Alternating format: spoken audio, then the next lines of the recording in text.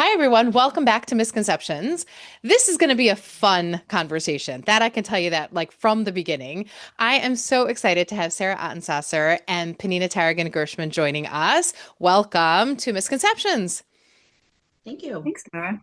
Thanks for being Happy to be here. here. So, the reason this is going to be fun is not just about the topic, because I'm not sure if the topic is fun per se, but what's fun about this is that I'm actually introducing you to two of my classmates. I think we probably were in school from kindergarten through 12th grade. Would that be accurate? You were right? Yes, So actually, Sarah and I were in class from kindergarten through graduate school. this is Wow. true. Oh, Yes, wow. five Okay. extra years. That is very impressive. So we go back a very, very long way. Actually had the privilege of sitting at a wedding last night with Sarah. And it's really it's a privilege to be in the room with classmates of mine who are accomplished and incredibly successful and smart and are going to share a conversation with you about ADHD in adulthood. So we're going to begin with, at first, I'd love to introduce you as the professional that you are. Sarah, why don't you tell us a little bit about who you are professionally? Okay, so I am a speech language pathologist. For the past, Penina, when did we 30, graduate? 30 30 years. years. Yeah, I was gonna say, I think it's about 30 years or more. 25 years, actually. 25, sorry. 25 years? Okay. Anyway, so for about 25 years, I was a practicing speech and language pathology, but for the past number of years, and I'm going to say about 16 years now, my focus has been on executive function coaching. So that means that the people with whom I work are mostly children and teens. And then I also do work with some adult women. And executive functions refers to a set of cognitive skills that helps us get things done. So when we think of people who have ADHD, they might have difficulty with obviously attention and possibly impulse control, but also time management and planning, organization, monitoring and completing tasks, and doing this all in an efficient manner. So what I do is I work with people to help them learn strategies and tricks, and I teach them tips and teach them how to build better habits so that they can be more efficient in their life. And I think before I get to Peninah, I think one of the things that I think is really important to just notice is that even if if you're listening to this podcast and you're like, well, I don't have any kids anymore, my kids are grown, or like, this is not me. One of the things that I think is incredibly powerful that we've come to understand is as women are aging into perimenopause or menopause, we are starting to see a representation of these features of ADHD developing where maybe they didn't have it before. And so that reality, I encourage those of you who are interested in that generational age, hang on. Let's see where this conversation goes. So Peninah, tell me a little bit about yourself professionally. Okay, so I have a degree in speech language pathology. Sarah and I went to graduate school and college together. I worked as an SLP for about 10 years, mostly with senior citizens. And then I left that job and I went and I worked for the Center for Medicare and Medicaid Services in the federal government. And I did skilled nursing facility payment policy. I left that a couple years ago, trying to figure out what I want to be when I really grow up. And I just started a master's degree program at Yeshiva University in Holocaust and Genocide Studies. That's so cool. I don't think I knew that. Very, very cool. That is And I impressive. am an adult with ADHD, and I was a Okay. child with ADHD. So I'm excited about this conversation. So, Peninah, one of the things I think was really interesting when you and I first had this conversation or like a discussion about potentially having this more public conversation is that you said that you were not diagnosed as a child. Can you tell me a little bit about first of all, when you got diagnosed? And then I want to hear a bit more about the reflective nature of the diagnosis. Sure. I wasn't diagnosed as a child. I think mostly, and I've read about this a lot.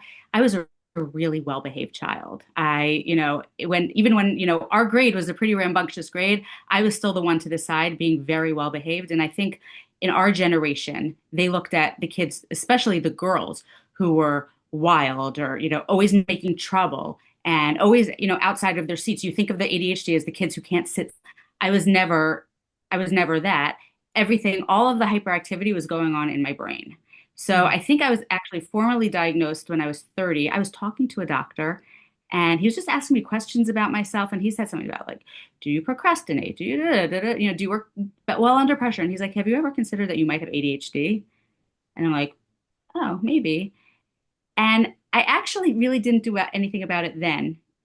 And then going into what you talked about before about, getting into our perimenopause years, probably about 3 or 4 years ago, I started like being all over the place in ways that I was a fun I was I've been a functioning human being. I've had great jobs. I've been successful, but all of a sudden everything just got a little bit harder. And I started reading up on it, and I have like classic female ADHD. Now, obviously, there are some, exceptions here or there, but many women who were not diagnosed as children have this ADHD as adults and or throughout. And once again, all of it is in like inside my head. So it is moving constantly. There's like people joke about how there's little rats, running around your brain, but it affects so much more than just that. It affects drive. It affects the ability to start tasks. A lot of people with a lot of women with ADHD, a lot of people think that they're lazy. They've been told they're lazy their entire lives or disorganized or, like, why can't you just do this? Why are you depressed? And there's really, I saw a great analogy about ADHD. Thinking about, remember those pens when we were kids that had all the different colors and Sure. you can switch based on, so it's, you have to go to the store, you have to go to work, you have your kids, you're dealing with this, and you got to make Shabbos over here. You can do maybe one at a time, but when you have to do all those, you can't get anything done. So you don't even have the initiation to get it done. And Mhm. that's how it's been for me. And it's taken a long time to sort of get over the self-loathing of it, because I think, like I said, we've been conditioned to believe that it's a real, that we're lazy or, and going, just really quickly going back to being a girl with ADHD, it was going into every single class that we had and saying, I'm going to take notes today. Today is going to be the day that I'm going to do it, and trying and sitting down and then like either getting distracted. So then I lose my, pace immediately, or not being able to hold on, like, being in my memory, not in my working memory, giving me a hard time and not being able to hold on to what the teacher was saying. And then obviously the messy kid who's got the papers all over the place and just can't pull themselves together. That's been my experience with ADHD. Can I say something? What did you do? And then Sarah, I want you to comment on. I'm just curious. Like when I think about you, I never would have described you as that person. We definitely had kids in our class that were scattered brained, if you might call them, or not reaching their potential, as we tended to hear from some of our teachers. I might even have been one of those kids as well. But I wonder, like, what was the compensation? Like, what were the things that you were doing as a child that allowed you to be so successful, so on the ball, complete your undergraduate and graduate degree, get married, have a family? Like, you figured out a way to compensate. And I'm just wondering what you remember about the compensation. So it hasn't changed much, the compensation. I mean, now I'm on ADHD medicine, and that's another thing. Like I have to, but it's I want very to get to specific. I that. have to take, and I have to, whatever. Pressure has been really the reason that I've gotten through anything in life. Like, if we had a report due, I'd wait till the very last minute, and that's when I would do it. Even when I worked, I'm not, if I'm going to get an assignment, I'm not doing it right away. I wait till the very last minute, and it's obviously can really mess up with a person, Mhm. especially if something else comes and happens.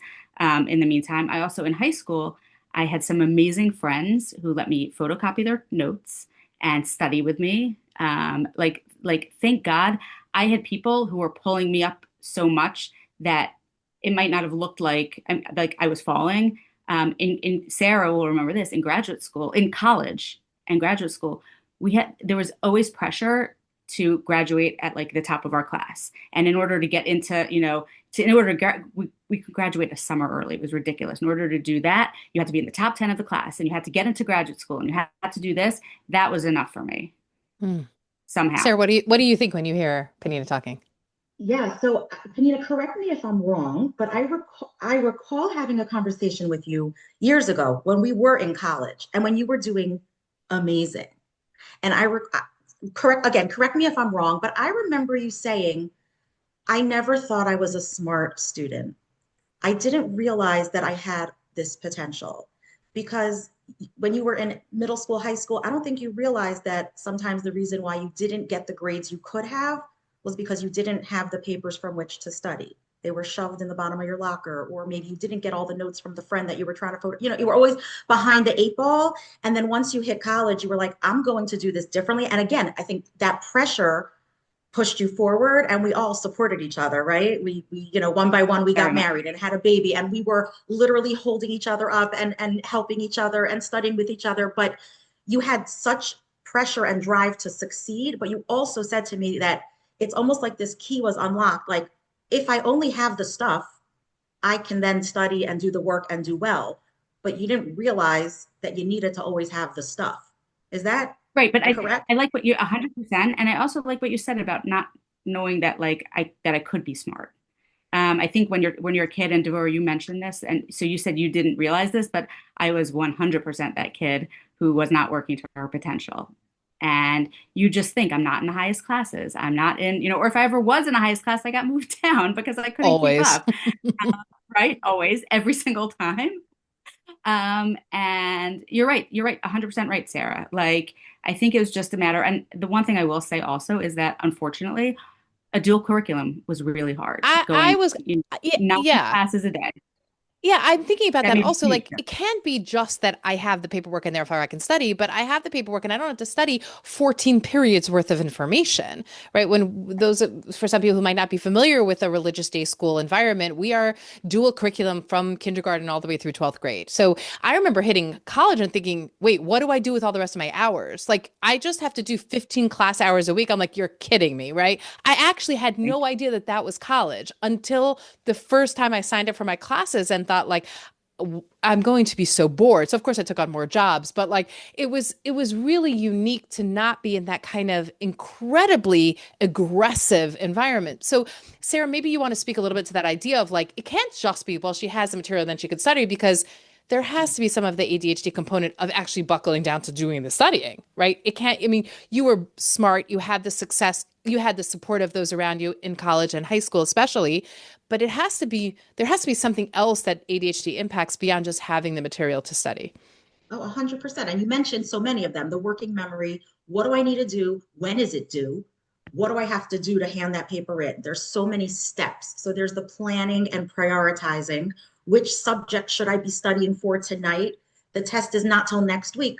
I don't have to study till next week. Well, that's not true, because you have to read 10 chapters and, et cetera, in order to get to that test. And a lot of the students with whom I work have a very, very hard time doing that. The struggle is huge.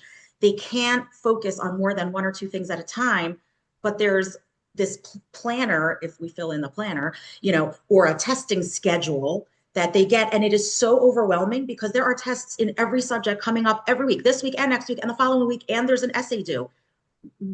And a lot of the students say to me, I can't focus on more than one thing at a time. So how am I ever supposed to study for multiple subjects and write an essay all at the same time? My brain doesn't work like that. Mm-hmm, And it's very difficult. And a lot of times they just really can't. And they're just cramming the night before 10 chapters. You can't retain that kind of information. It's just not even possible. So they have the cognitive ability to do so much better than they are doing. And what I do is I'm trying to teach them how to chunk the work. Let's take, how many chapters divided by the amount of nights and what you're going to study each night. What are you going to do? Perhaps you need a study buddy or a partner, because that accountability and that sometimes, it's just helping them focus. Somebody in the room can help you just focus right. on the task at hand. There are so many different strategies that I teach people in order to keep going and maintain that ability to just keep moving. But some adults I work with, and I think also some of the kids I work with, they just shut down. The overwhelm takes over, and I can't. I actually just worked with a classroom teacher this morning. Right. And I was helping her just finish up and fine tune her plans for the year. And tomorrow's the first day of school, and all her incentive programs and lesson planning. And we've been working on it all summer. And she told me that yesterday she was in the school and she needed the desk. She needed a janitor to come move a heavy desk for her. And he wasn't available at the moment. And she lost an hour she couldn't do anything else and focus on anything else or prepare or plan anything else until the desk was moved. Hmm. And it's very difficult for the non-ADHD brain to understand that. And there's just this like indecision and overwhelm and literal So freeze. I want to talk to you about this. Like the word that I am familiar with is like initiation anxiety, right? That starting of a task and overwhelm. And I think it's really amazing, Peninah, when you talk about this idea of like, I was motivated and I was committed. And Sarah talks about it like you were just like super focused on getting it done well in college. But I also hear that greater likelihood of someone that surrender of like, I can't do it. It's not going to work. And there's no point. And I hear it from a mental health perspective of like the risk of it becoming depression, of it becoming like anxiety of like, I'm going to have all these things and I can't do them. Right. I'm wondering where, I don't know if this is even a question, but I just want to acknowledge that there is that line of I can be motivated and push really hard and get the resources I need versus the I can't and I surrender and can't do it. And maybe you want to explain a little bit more about what is the thought process, what is the cognitive experience of someone having initiation anxiety, that inability to like get it going? Because it's not necessarily lack of motivation, Right. right? How would you Most want differentiate to it? do it. Yeah. Peninah, do you have something to say on that? I just want to say that, like, I spoke about, like, I gave it a really nice rosy picture. What I didn't mention is the 100 things I didn't do because I gave up Mhm. and because it was too hard and because I couldn't, I was so overwhelmed that I took a nap instead. Like, Hmm. like, and that is the experience. For every 3 things that you do, that you have accomplished in life, there's 50 things that you haven't. Hmm. Yeah. And And can it I can just think, feel does that make you defeating. feel, right? That's what I'm asking. Like, does it make you feel sad? Like, does it make you feel, even with the knowledge of a diagnosis, what is the emotional experience for you? So I have struggled with depression and anxiety my entire life because as soon as you get anxious about it, and then also know like this is me, nobody has ever understood me, and I just want to say, Sarah, hearing you talk like this, it gives me such hope, and like knowing that there are people who really do understand, us, especially because I find that nowadays so many people say like if you start explaining, you don't understand I have ADHD, they think it's just an excuse. Like they think you're giving an excuse for not getting something done. But yeah, I mean, I think it's co-occurring. The anxiety leads to this like freezing and then inability to move, and that makes you feel depressed. Like there's something really wrong with me. I'm not the Mhm. same as everybody else. I have found that I've had the most feelings of depression in my life when that started with a crazy anxiety that came from my ADHD. Hmm. Hmm. Sarah, what do you see? We talked about like being in college and in school and accomplishing, which are very concrete tasks. And I just wonder about motherhood. I wonder about what it's like for the ADHD brain. I mean, I had a psychiatrist who spoke about ADHD and about how the hardest thing is packing a diaper bag and about that idea of like what goes in and what goes out. I guess it's resonating with you maybe a little bit, right? Like, what were the hardest tasks for you as a new mother or as a not so new mother? What are the things you remember? Do you want me to Yeah, answer this? Peninah. Yeah, definitely. And then I want to hear I Sarah see these hears it young about mothers. it. I see these young mothers and I look at their registries and they all have a diaper bag and I literally laugh because it's like, yeah, I had a diaper bag and they were like, I think I stopped carrying it with me probably within the first month, if I left the house, I would maybe grab a diaper if I was lucky and hopefully I had some wipes in the car, but like that kind of thing was hard. Um, Luckily with kids, like if they're sick, like there's enough motivation, like I have to call the doctor, but it's not easy. It's there have been things that I passed on to other people because I just couldn't like either like find my kids had the kids who needed tutoring got tutoring because I not even because I couldn't do the work with them, but I couldn't necessarily come up with an organized way to think about it. And I think that like it all comes together. So I wouldn't say that child rearing or being a parent is any worse than having a job, is any worse than being a high school student. It's all just part of that same, having a Shabbos meal together, it's all part of that same difficulty in initiation and movement and getting, distracted by other things or getting distracted by something that has nothing to do with that task, and putting all your attention there. People think that people with ADHD can't focus. We can focus on a lot of things, Oh just yeah. not necessarily the things that we're supposed to focus on. Yeah. Yeah. So I have a few things going on. Like there were so many points that I want to talk about. And I'll just say first, offloading is huge. If there's anything that you can offload and have somebody else do, as a young mother, as an older mother, as a new mother, it doesn't matter. If you are supposed to be paying the bills as the person in that household who should be paying the bills, somebody has to pay the bills. If originally that became your job, but it is not getting done and it is anxiety provoking, maybe somebody else in that household needs to be paying the bills. Can I just ask you one Or, question before you move on to that? yeah, When I hear you say that, I hear that as a very practical solution.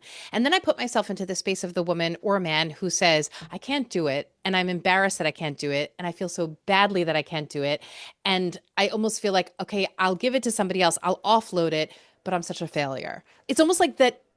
Why, I'm wondering from your perspective, why that's the right approach or a healthier approach than saying, let's really focus in on figuring out how you can pay the bills because you want to feel proud about you carrying the responsibility in the household, right? So, right. like, that's where I'm thinking Yeah, about that. 100%. But here's the thing. We can come up with a list of 700 things that that person needs to be doing. And Yeah. then there's the list out of that 700 of 70 things, including paying the bills, that needs to happen, but maybe someone else can do it. And then there's 600 things that only that mother and woman can do.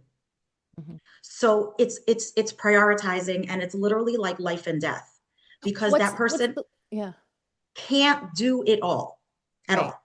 Right, So, Peninah? For every three things you do, there's 30 that got on that were not done. So can I say you're something? What's the language? prioritizing. What's the wording you're using with those clients?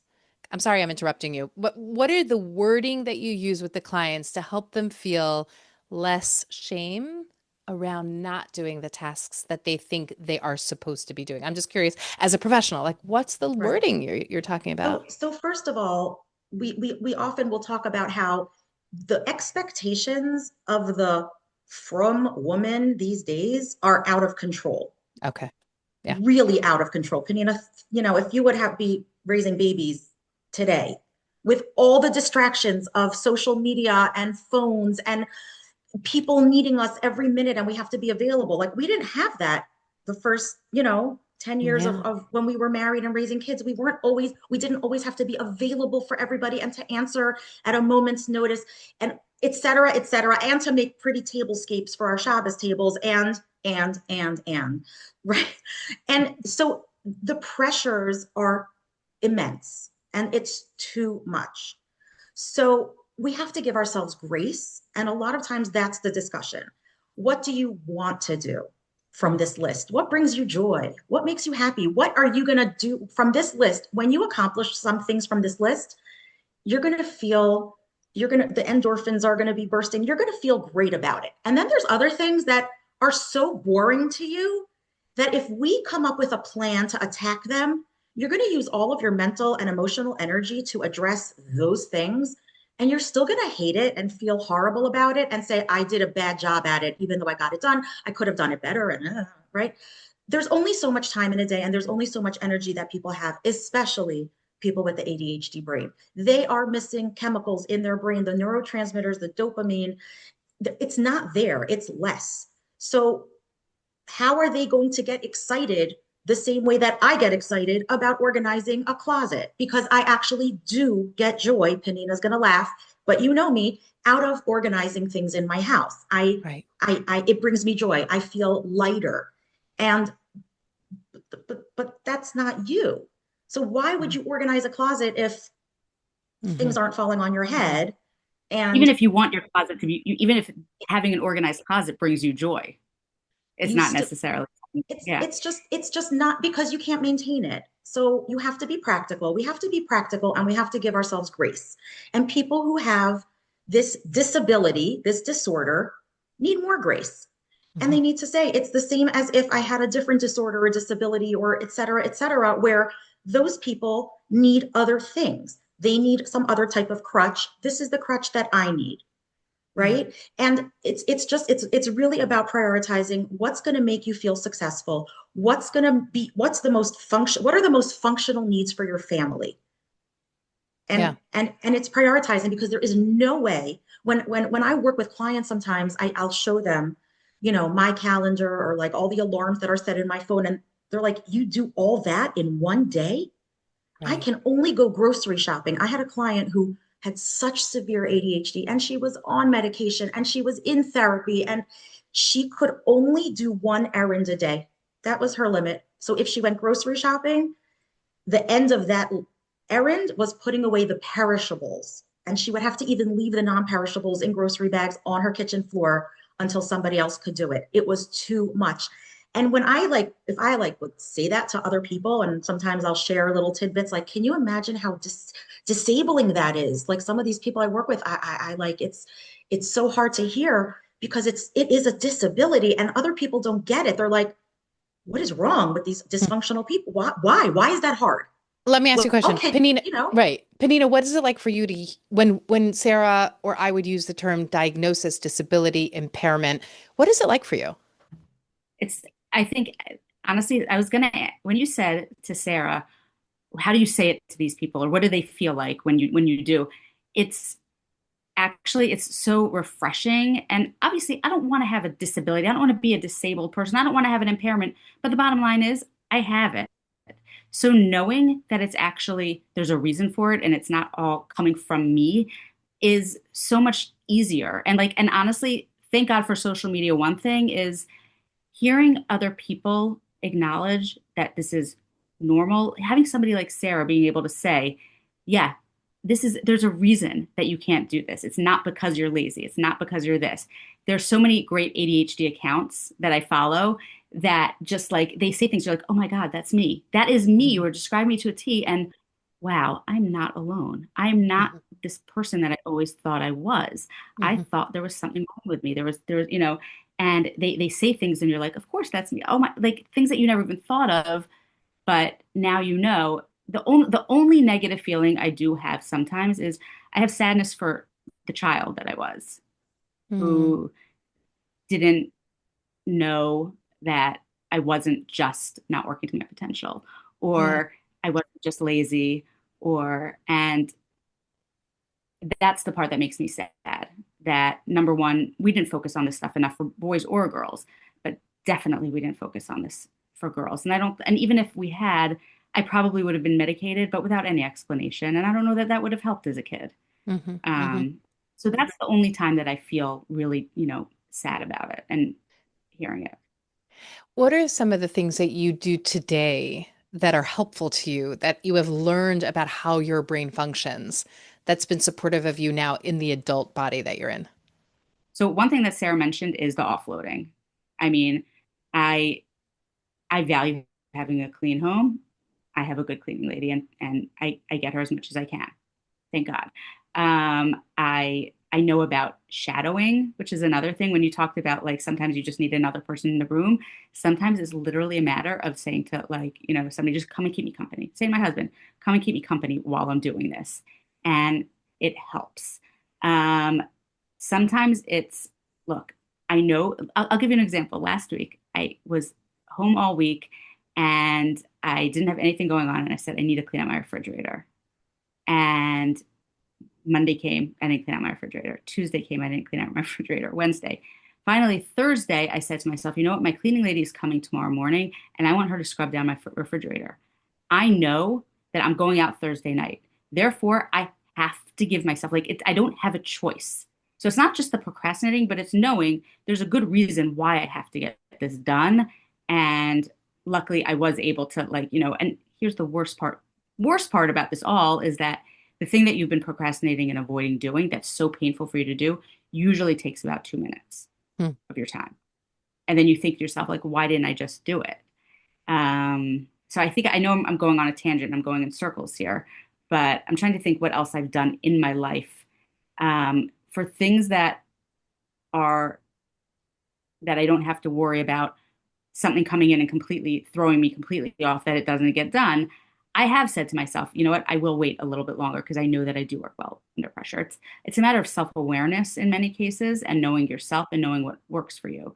Like Mhm. um, today, Can I for say something? example, Yeah, go ahead. Go yeah, ahead. Go- no, I was going to say today, for example, I was somewhere and I had to get back in time to do this. And I told myself, I'm going to take a half hour before the podcast so that I can gather my thoughts and I can be calm and I don't come on feeling frazzled.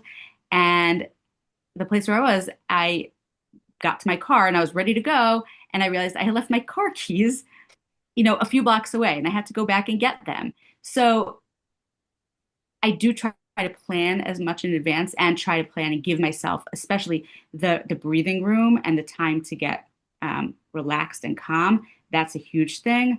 But it does, like I said, it doesn't always Doesn't work. And always work. sometimes, Yeah. Can I ask you something, Peninah? You're in school again, and I'm just wondering, like, how are you doing school differently now?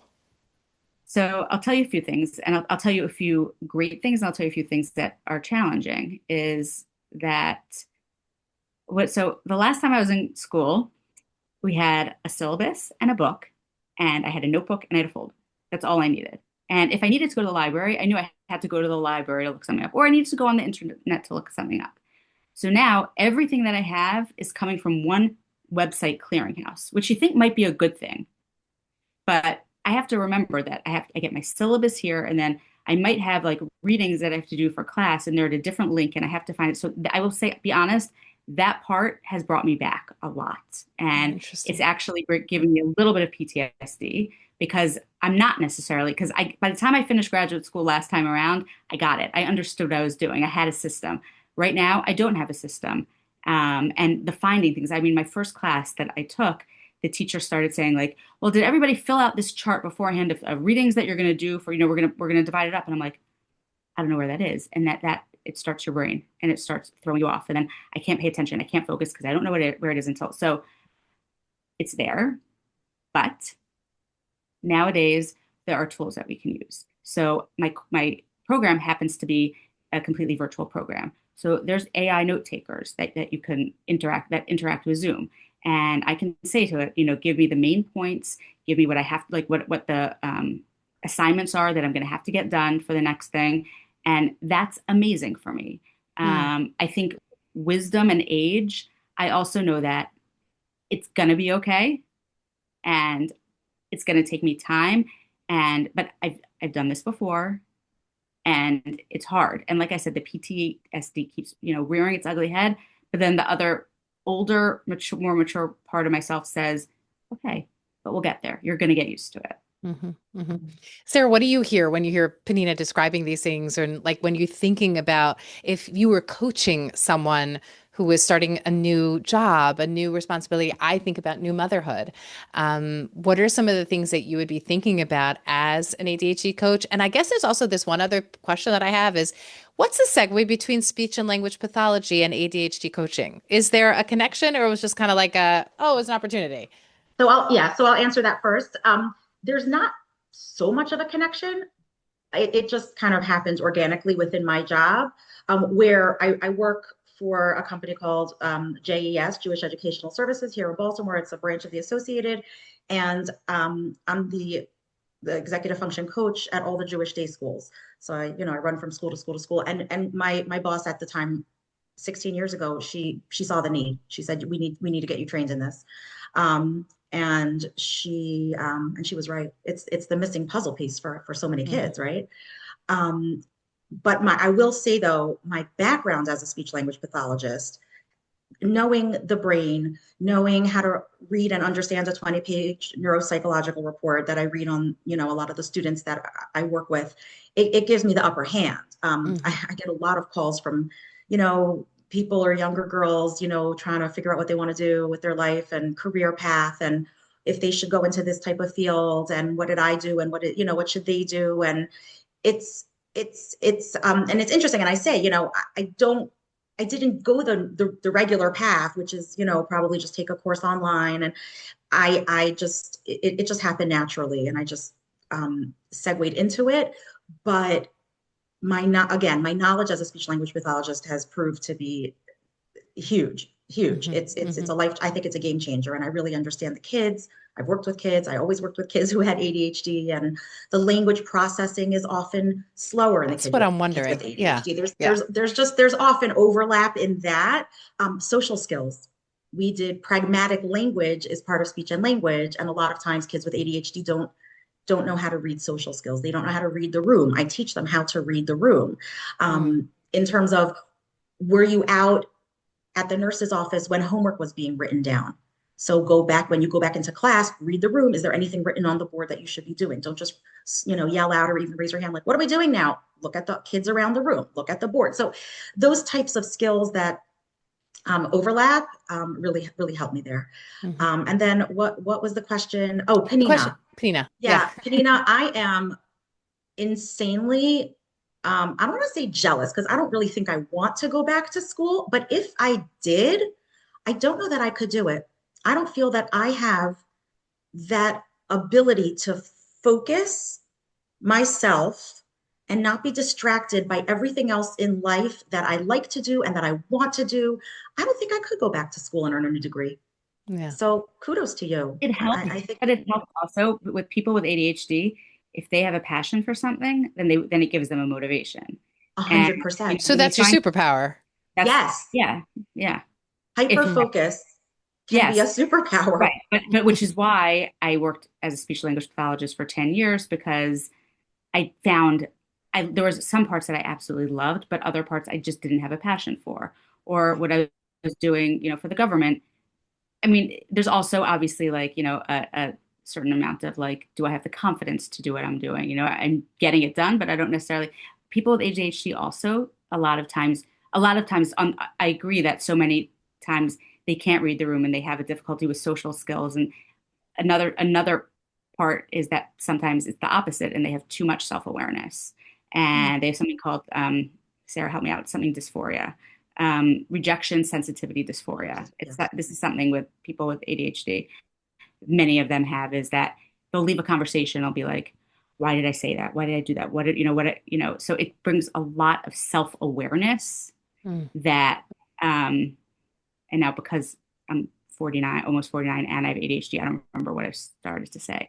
So, You're talking about the confidence And I of don't going have back to ADHD, school, but the for the same confidence of reason. going back to going back, school.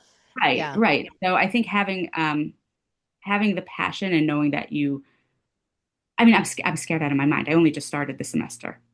I'm scared out of my mind, but I'm hoping that because it's a topic that I feel so strongly about and I enjoy learning about, that I can do it. I can't say, Yeah. I can't say how many times I've said, I'm trying it. Right. If I get my master's, that's the goal. Right. If I Right. don't, I'll have So learned a little.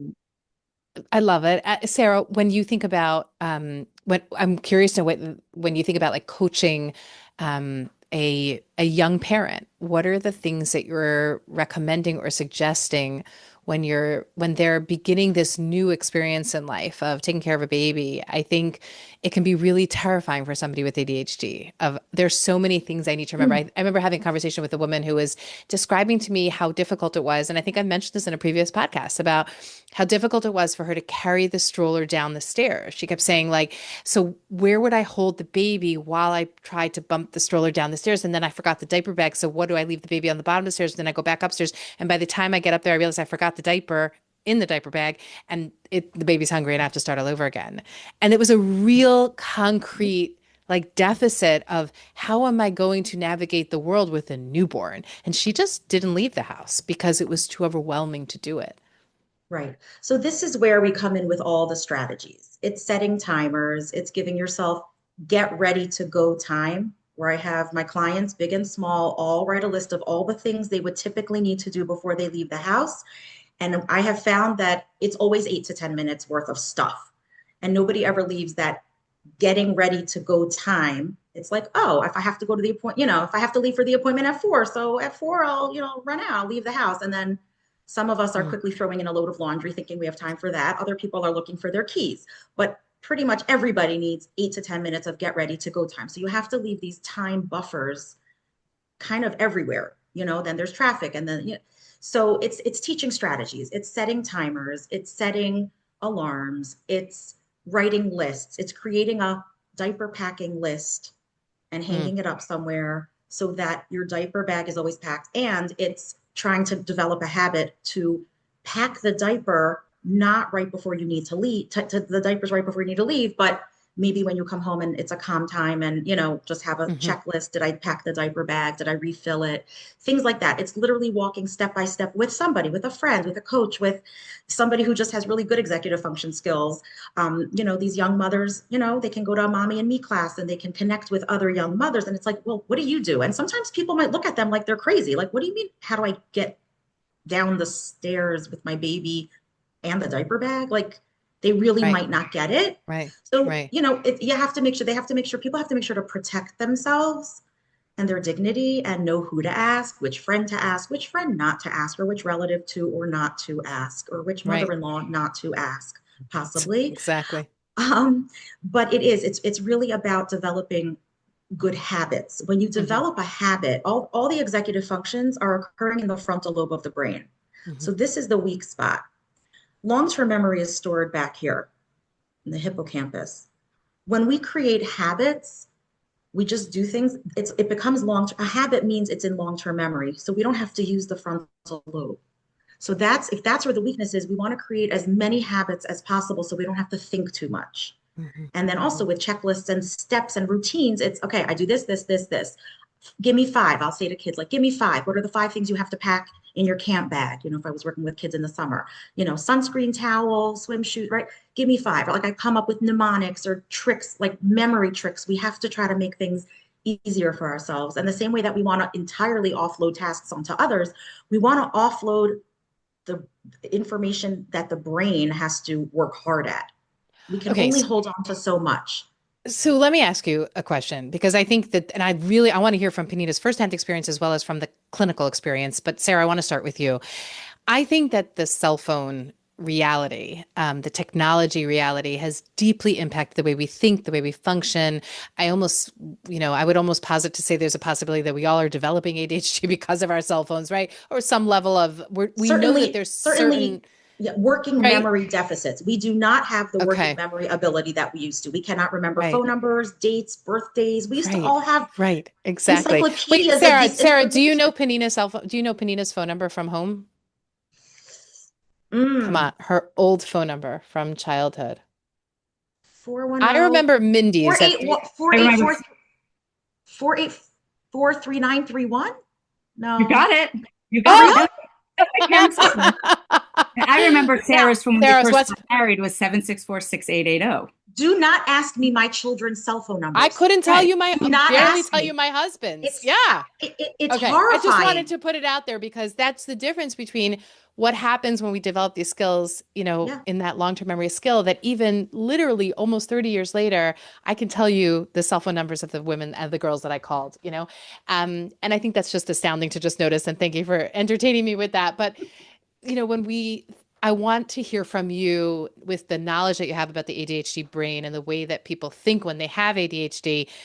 How is this cell phone obsession or potentially value, like what's happening with the cell phone? Okay. Yeah, so I have a lot to say about this.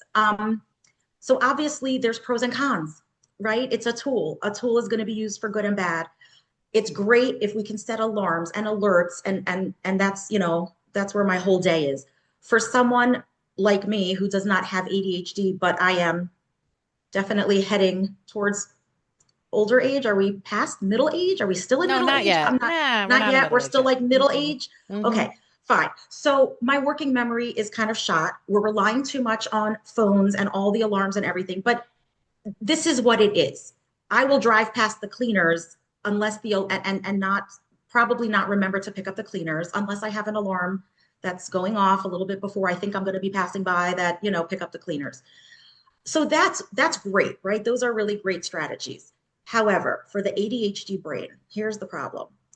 Because the ADHD brain is distractible, unfocused, and lacking dopamine usually, it's looking for adventure and excitement and rewards.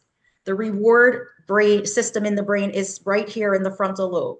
So if something is exciting and bells and whistles and fruits that you can earn points for, then the ADHD brain is going to go right for that. So once people with the ADHD brain get on the phone, it's very difficult for them to stop. And it's difficult for all of us to stop. So how much more so for those who are looking to increase the dopamine and that rush of the reward and the instant gratification and the instant gratification. And also what happens is a lot of the people who I will try to encourage to use alarms and alerts, they won't even remember to set them. So they're not remembering to set them. They're certainly not opening a to-do list on the phone. If you have to open the phone, push a lot of buttons to find the to-do list, the task list, it's like it's not happening. So I kind of believe that the phone, the technology, any of the devices are not super helpful for the ADHD brain. I wish people would go back to using a pen and paper planner. All the researchers have shown if it is open, it should never be closed. So people who spend a lot of time figuring out and finding like a really cool cover that they like, I'm like, it doesn't even matter. Always keep it open to today's date. You're never seeing that front cover. You have to have it with you and keep it open and look at it. And it has to be like front and center in your face. Yeah. Yeah. Wow. So yeah, I mean, there's something called like resetting the dopamine. We want our brains to learn how to get rewards from naturally occurring things. Things like the weather outside is gorgeous today, right? So I tried, like I was working on my computer. I have a lot of, beginning of the school year computer work to do. And I was like, okay, I got to stand up and go take a walk. And I literally just walked around my deck for a few minutes in the sun. We need exercise. We need good sleep hygiene. And back to your question about what I would tell new mothers are lacking the sleep, like big time. Okay. Yeah. But at least take your baby for a walk, get outside, listen to something nice, music, a podcast, something interesting. We need to reduce that excessive dopamine rush we're looking for. So obviously sometimes people get into problems where they are binge watching, or obviously things like drugs and alcohol, because that gives a dopamine rush as well, or gambling, or that a lot of people with ADHD and like teens with ADHD are so reckless, right? They're driving fast, they're looking for adventure and excitement, and they're risk takers. They're going to be trying drugs and alcohol much more than the typical teen.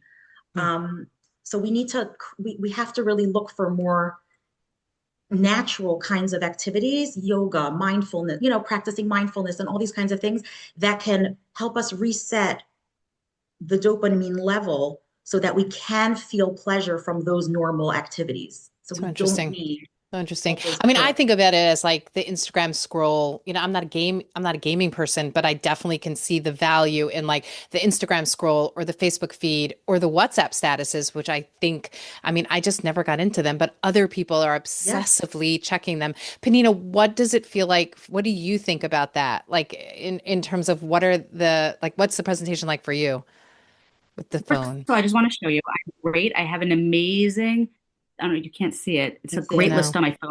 My notes, it's got thing after thing after thing after thing after thing. Problem is I never remember to look at it. So I'm sorry you can't see it. I just want you to know, I'm just showing you. Right.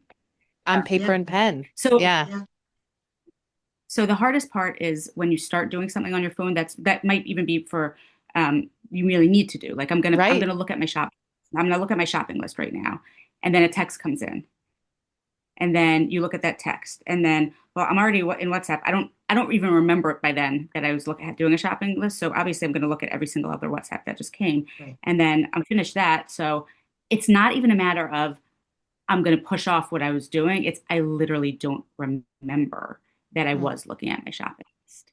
So obviously I feel like I do need a caveat today saying like when ADHD medicine works, it works. So, I mean, it works very well. It doesn't work perfectly. But on days like today, I happen to not be staying at home. And this morning I got up and I said, I'm going to take my ADD meds. I'm going to have it with protein, which anybody who has ADD meds, you should know, especially Adderall. I don't know about the other stuff. It absorbs best with protein. And that's when it works for me. So I said, I'm going to eat something with protein for breakfast. I'm going to be good. I have to be on this podcast later. And I couldn't find my meds. So that's a little bit, first of all, why I'm all over the place today and I feel myself changing the topic. But it's the same thing though. Like, if your brain is able to just focus a little bit better, then you do sometimes remember that you were doing something. A lot of Mhm. times I go back and I trace my steps. I'll go back to like I was on WhatsApp and because that's the one I was looking at, and then all of a sudden my brain will go, oh right, you were working on your shopping list, right, Mhm. shopping list right before this, or something like that. But it's hard. I find that when I'm doing something, if it's a day that I'm really busy, I don't let myself look at my WhatsApps That's, yeah. my texts. Now, much to my family's chagrin, because Wow. I'll Mhm. literally get, text from my husband saying, "Are you there? Like, are you paying any attention to anything? Because I've been trying to get in touch with you about this." And I'm like, I I can't if I want to get if I'm doing, and it's not even necessarily a conscious thing. Sometimes it's just I'm focused on doing this, therefore I just can't even be I can't be bothered by Wait one it. second. So Other you're not saying to me that it's an intentional like coping strategy that you have that you're shutting off WhatsApp, but it's actually maybe even a part of the ADHD hyperfocus that you're like, I become hyperfocused in this and I really need to push that out of my mind? I mean, I wish I could shut off WhatsApp. Right. It's not like I'm Yeah. sitting here quit WhatsApp and like put on I mean, sometimes I will put on do not disturb, mostly Correct. when I want to take a nap. But but sometimes occasionally I'll do it. Yeah. But a lot of times it's just a matter of knowing that my brain is so overwhelmed that there's something in me that's telling me like just don't even look there. And I'll come back to like, Wow. if I'm in a chat with friends, come back to 97 messages that night, which is not great, but at least I know that I got what I needed done. Or And if I go to, yeah, go I ahead. was gonna say, and you're a mature adult who Yeah. can handle Right. missing 97 messages, because when I work Right. with teenagers, that FOMO is real. Right. And I once had a Hmm. teenage boy, come to my office, and we worked on him putting his phone on the bed in my, that's in my, like putting it, and I said, we need to work towards leaving it upstairs near the door. Like that was Overwhelming. Hmm. very Hmm. difficult for him, that he's going to miss, the Yeah. guys are going to get together without him. And I had to teach him, Yeah. can you write to them going into an appointment, I'm not available for the next 45 minutes, please don't make plans without me. Like it's being a teenager these days. Can I just say also, I think we probably will highlight some of this. I remember seeing this in a family member where they went off to Israel and they didn't have a smartphone, which is very common that some of the seminaries and yeshivas don't allow smartphones. And all of a sudden they didn't have access to this distraction. And while on one hand it was very freeing, on the other hand, it was incredibly disorienting. It was disorienting to not have, because I think actually the ADHD probably needs some of that stimulation at the end of the day to maybe it's not really quieting it down, but in some ways it's almost like stimming. I think some of that's the scrolling, the checking. Would you agree, Peninah, that there's some value in it But at the end of a day?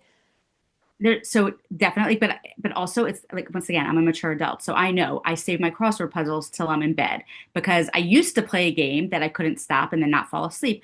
I somehow miraculously was able to quit that, and but I know I save today's crossword puzzle. I do that in bed, I finish it, and then I close my phone. But you Wow. so I but my brain does need it. It really, really like if I'm sitting and watching TV, I need to be doing something like on my Right. phone also. I can't just do one. What this is something I was thinking about before, so I do want to bring this up. Another strategy is this is, and Sarah, tell me if I'm wrong because I don't remember the science behind it all, but they say sometimes that people with ADHD, their brain needs to be 100% full. Okay. So therefore, if you're doing something that's a task that's like boring, like cooking or cleaning, that's not gonna like your brain just it's not enough for your brain. So, and I've always done this. You put on music or you put on a podcast to fill the rest of your brain while you're doing it, and then you can do it. Or if you have I've an never heard activity it. that's like Yeah, I've if you're never heard it that way, but it makes so much sense. right. I've yeah. never Also, heard it if like, you're hyper focused on something, your brain wants that activity the entire time, so you're able to focus on it the right. entire time because it's once again your brain is full with what you need. But like it's almost like it actually feels sometimes like a physical sense, like I need something going on right now while I'm doing this, or I can't do this. Some of my Mm-hmm. best phone calls, I mean, some of my best, most productive times have been when I've made phone calls to people that I don't want to talk to because for two reasons. Number one, it's I don't think about what I'm doing because I'm so focused on thinking, talking to these people. But also, it's like, okay, I'm doing this all like it's just for some reason it works. It makes the phone call better and it makes the activity better just because my brain is Fascinating. completely full, and it's just Fascinating. easier. Yeah. Okay. I So think I think about, yeah, you never heard. Go ahead, Sarah. I've never heard that terminology of like the brain has to feel full. But it does make sense. And this is what, this is the advice is pair an activity that you really dislike or find boring with another activity that is exciting and interesting to you, and almost sometimes save it as a reward. I can only listen to this podcast that I like when I'm folding laundry, never Mm-hmm. any at any other time. I have to, Hmm. when I'm cooking dinner, I can listen to any kind of music I want, but not that podcast, because I don't it just, to be able to pair and give yourself rewards. And adults are sometimes like, come on, I'm going to feel like such a child. Why do I have to feel like a child that I have to be rewarded? And I'm like, well, you know what? As much as I enjoy working with you, I'm getting paid. And if I wasn't rewarded with payment, I wouldn't work. You know what I'm saying? Like we all do things for money and for Mhm. rewards. So reward yourself with an iced coffee if once you do this chore that you don't like, or once you make the phone call you've been procrastinating, or whatever it is. We all have that reward center in our brain that needs to be filled. It's Well, also, fascinating. that it's going back to the dopamine. Also, we're not getting dopamine from doing that, organizing the closet. So at least we're giving ourselves the dopamine in another way by listening to music Hmm. or listening to something Hmm. A that you want to do. hundred percent. You need Hmm. it to get Hmm. going. It's that task initiation and get going. And as you said, sometimes it's not even so bad once you get started, but you cannot Right. get started, right? You can't, and I find it, that's I hate ironing. And once I do it, it's not so bad, Why do you right? Like iron? Come on. At middle every age, give like up the ironing. no, Really, just like ladies, it's once in a enough. while, a few things, Nope, nope, very, never. very Mm-mm. limited. But once Perler in a while, beads. I will iron the perler beads, but that's it. fine. But once I do it, sometimes I'm like, this is actually a very calming activity. Like Hmm. it's really not a bad act. Like I just in my Right. brain, there's something about it that I just tell My myself mo right away. my mother loves the ironing. She will do that for a soothing opportunity. This conversation has been powerful and one that, especially among friends, we can go on forever. But maybe I'll just ask you, both of you, to just give us one or two misconceptions about ADHD that you'd like us to know and that you'd like our listeners to know. Peninah, maybe you want to start with you. What are some of your one or Sure. two I mean, I think misconceptions? the biggest Okay, so one can I is, start? Oh, Oh go yeah, ahead. yeah, Nina's you going. start. Go You for start it. actually, no, I can actually think a little bit. I want to hear Sarah's first, Okay. actually. Okay. Today. The biggest misconception that I would want to discuss for a minute is that ADHD, that kids will grow out of their ADHD. Mm, Because I have heard that for years. As long as my kid can get through school, then they'll be fine. Let's just get them through. It's okay. They don't need to go to college. Well, how are they functioning in life? I'm teaching these kids life skills, not just skills to get through sixth grade. No, no. This is about learning how to organize your life, how to organize yourself, how to organize your thoughts, how to get things done, how to prioritize what's important, what needs to happen today versus tomorrow. Those are life skills, and you don't grow out of this the ADHD is not something that you grow out of. Now what does happen is that, again, these executive functions are in the frontal lobe. The way that the brain grows is from the inside out and back to front. So this part of the brain right behind the forehead is the latest developing part of the brain, and it doesn't finish developing until about early 20s for females and late 20s to even early 30s for males. So if you have a child who is just not functioning and not coping and all over the place and has, all kinds of issues due to the severity of their ADHD, there is hope, right? They're still developing for many, many years. We help them, we guide them, we scaffold, we do everything we can. We teach strategies, we make modifications as their brain is growing.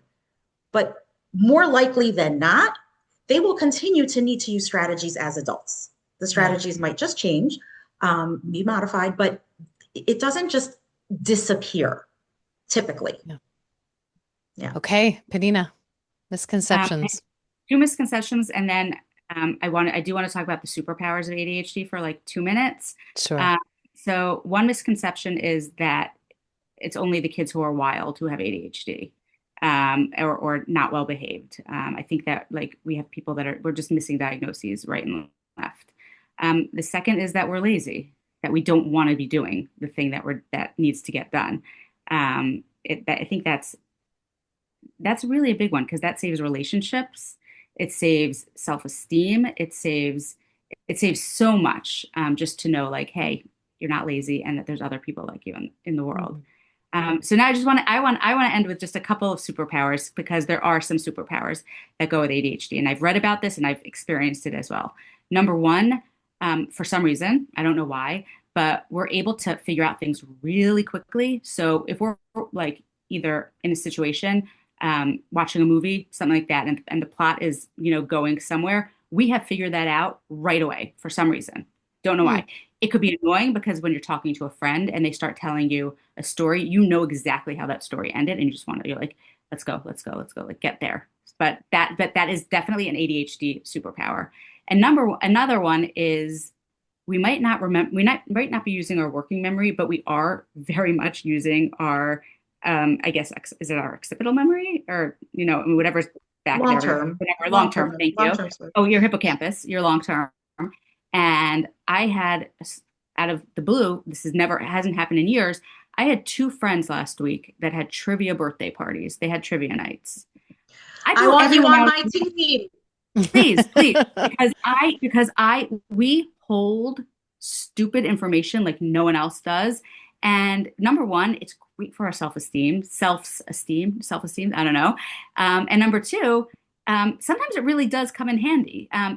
We actually have a great WhatsApp chat, which I'm usually very quiet on, but every so often somebody will ask a question about something that happened, blank, blank, blank.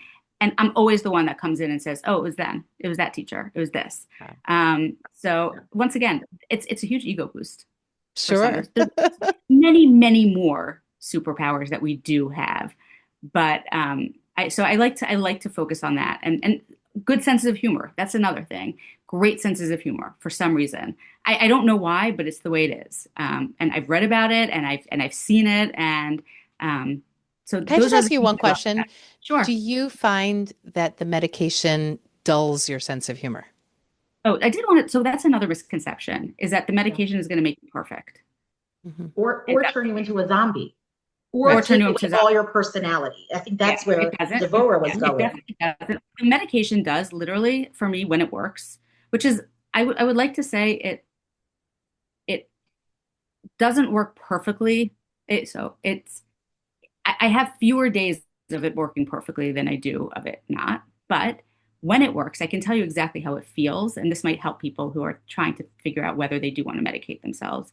Is you have this, I get this feeling in my chest, the same place where I hold anxiety, ironically.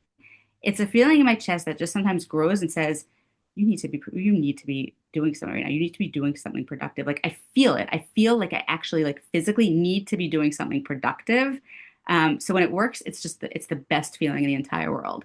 Hmm. But I agree, but I don't turn into a zombie at all. I don't think it makes me lose my personality. I cry, I laugh, I do it all. Mhm. Um, so when it works, it's amazing. That's And I highly fabulous. recommend. This has been an amazing conversation, a special conversation for me. I think we covered quite a bit of ground. And by the way, Peninah, you were way more coherent than you gave yourself credit for. I hope you'll listen to it and realize that there was That no tangents would it would here. have been. Imagine how amazing it would have been if I took my medicine. I'll take you We'll just have the a way you part are. two. Yeah, we'll have part Okay, two good. on meds, off meds. That would be an Yeah, we'll interesting compare. comparison. Love it. But thank you so much for agreeing to be a part of this conversation. Thank you to all of our listeners for listening to this conversation. And I think I've learned something, and I'm sure that you have as well.